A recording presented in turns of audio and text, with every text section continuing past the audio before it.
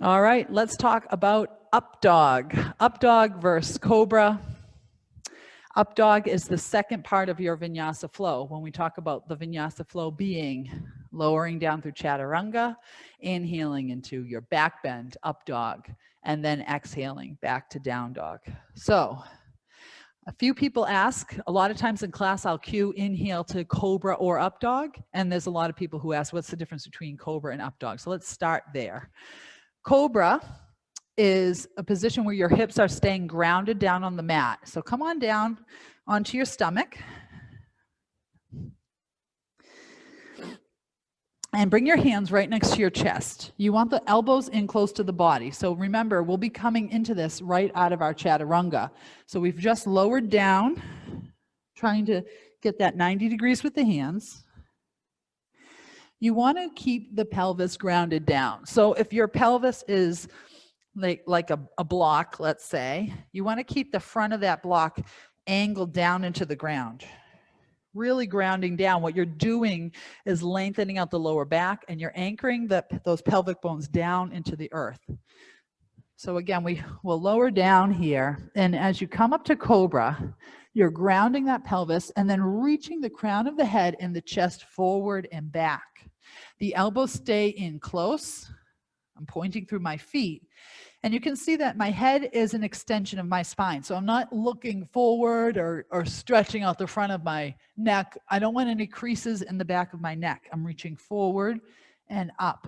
And my lower back is doing all the work here. So I could lift my hands off the ground and really let the lower back strengthen here. Also, notice if your glutes clench up. See if you can relax them. This is your cobra pose. Some people are a lot more flexible in the back.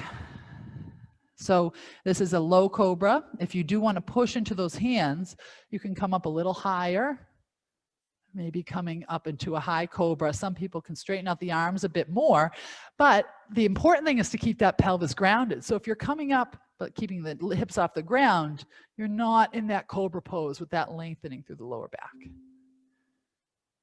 And exhale, lower down, come down to one cheek, let that lower back release.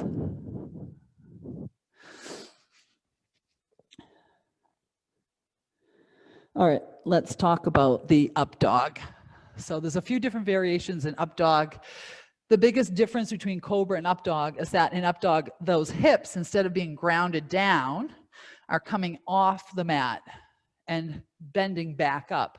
And the stretch moves a little bit from the lower back up the back into the middle section of the back. Same start. Remember, we're coming into this out of our chaturanga, so our hands are going to be right next to the chest. This time, as I push into my hands and straighten them out, my hips are coming off the ground and they're tilting upwards. So I'm feeling the stretch through my whole back. Few things to note here. You don't want to be sagging into those shoulders. That chest is proud. My gaze is forward. And for me, my knees and my thighs are off the ground. So sometimes it's hard to see that. That chest is really reaching forward, getting that length through the body. A modified version is to have the knees down on the ground. So it's very subtle. My knees are down here. My knees are up here. This is your up dog. I'm going to lower myself down. Cobra, up dog. All right. Let's push back, let ourselves come to a neutral spine a little bit here. And if the back's feeling okay, you can come down to child's pose, really giving it a stretch.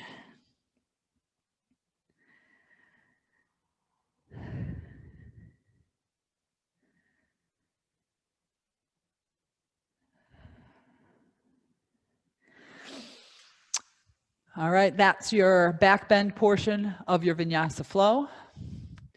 Thank you for practicing with me today. Namaste.